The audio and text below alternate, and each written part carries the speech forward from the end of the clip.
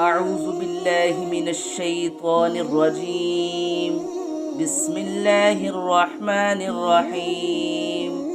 ليس على الأعمى حرج ولا على الأعرج حرج ولا على المريض حرج ومن يطيع الله ورسوله يدخله جنات تجري من تحتها الأنهار ومن يتول يعذبه عذابا علیما۔ ترجمہ: اندھے پر کوئی حرج نہیں ہے اور نہ لنگڑے پر کوئی حرج ہے اور نہ بیمار پر کوئی حرج ہے۔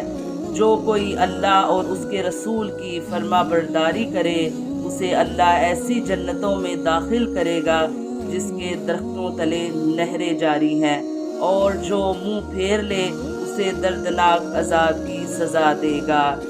سورۃ فتح میں اللہ تعالیٰ فرما رہے ہیں اندھا اور لنگڑا تو دائمی اعتبار سے معذور ہے اور وہ جہاد کے لیے نہیں نکل سکتے، اور بیمار وقتی طور پر معذور ہوتا ہے، جب تک کہ وہ تندرست نہیں ہوتا وہ معذور رہتا ہے۔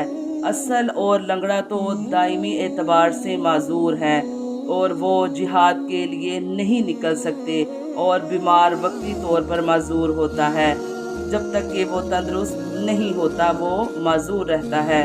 اصل بات تو اطاعت اور معصیت کی ہے، اور جذبہ اطاعت اور نیت معصیت ایسے امور ہیں جن کا تعلق دل اور نفسیات سے ہے، ظاہری اشکال اور ظاہری عذرات سے نہیں ہے۔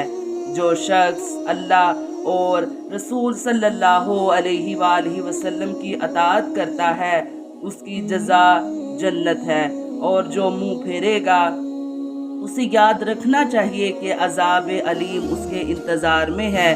ہر کسی کو چاہیے کہ وہ جہاد اور اس کی مشقتوں کو، جہاد کے اجر کو پیچھے بیٹھے رہنے کو اور اس کی راحتوں کو تولے، ان کا باہم موازنہ کرے اور اسے ان میں سے جو بات پسند آئے اسے اختیار کرے۔ سورۃ فتح آیت نمبر 17۔